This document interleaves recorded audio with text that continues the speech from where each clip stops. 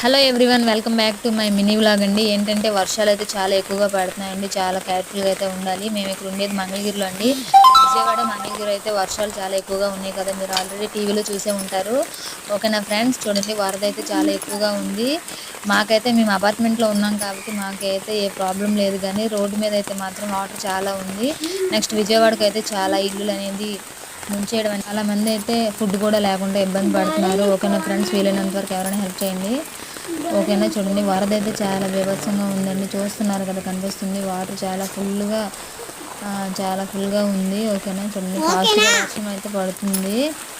ఓకేనా ఫ్రెండ్స్, చూడండి విజయవాడలో అయితే బ్యారేజ్ ఇంకా ఫుల్గా వాటర్ అయితే వస్తుంది. దయచేసి ఎవరు బయటకు వెళ్ళొద్దు, చాలా జాగ్రత్తగా అయితే ఉండాలండి. ఓకేనా ఫ్రెండ్స్, మా వీడియో నచ్చినట్టయితే సబ్స్క్రైబ్ చేసుకోండి. ఓకేనా ఫ్రెండ్స్, బాయ్.